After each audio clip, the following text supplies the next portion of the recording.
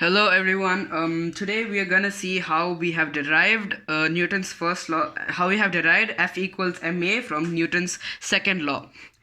So this is gonna be a pretty short video. So let's get started.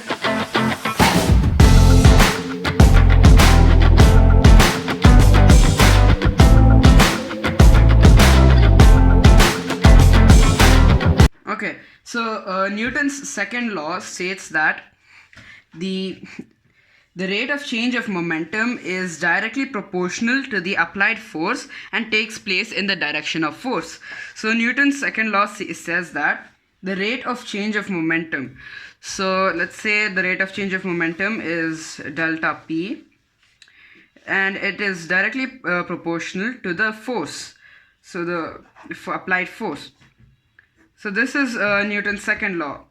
So if you want under delta P, we could put delta T because the rate of change of momentum, it takes place in a particular amount of time. So we can see, so let's see how we can derive F equals ma from Newton's second law.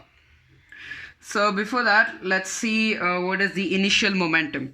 So the initial momentum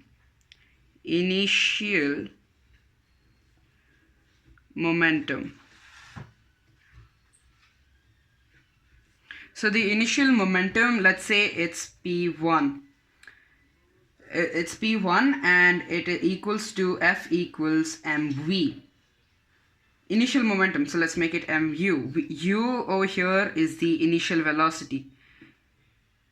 Initial velocity. So U is the initial velocity. We all know the momentum formula. Momentum equals mass into velocity. So let me write that here in the corner. Momentum equals mass into velocity. And now final momentum. So let's say final momentum. Let's say final momentum is P2. So P2 equals mass into final velocity. V equals final velocity.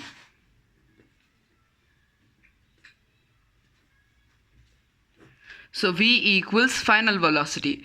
Now let's see. Now the change of momentum. So we all know the acceleration formula, right? A equals v minus u by t. We say that acceleration is the change in velocity. So the rate of change of velocity is acceleration. Just like that, the rate of change of momentum is p1 minus p2 divided by time.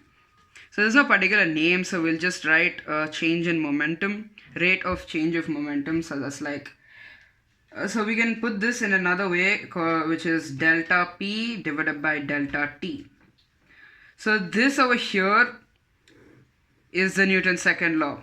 Is connected to the Newton's second law, and they say that this is proportional to the force applied.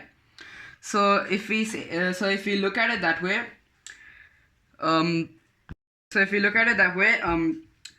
we can say that this is what Newton's second law says.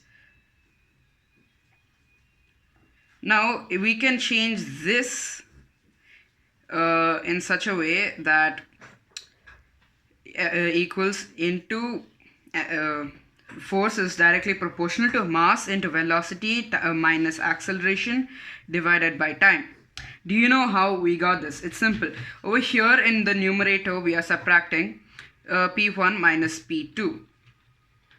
So that we put it as delta P. So delta P equals P1 minus P2. Now P1 minus P2, which is mu minus mv. Now according to factorization rules, we can take m and m out as common. So m into v minus u. This is v minus u divided by t. So it's actually P2 minus P1, sorry. It's P2 minus P1. I'm sorry. It's P2 minus P1, and we would get m into v minus u divided by t. That's what we have written over here. So now if you look at this particular bit, this is the acceleration formula, v minus u by t. So if we replace this value with acceleration, we get that force is directly proportional to mass into acceleration. Now we want force equals mass into acceleration, not force is directly proportional to mass into acceleration. So we have a proportionality constant, and it's called k.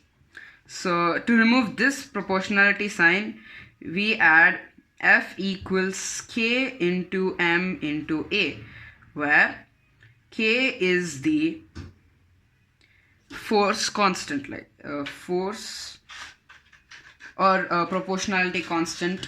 We can say proportionality constant,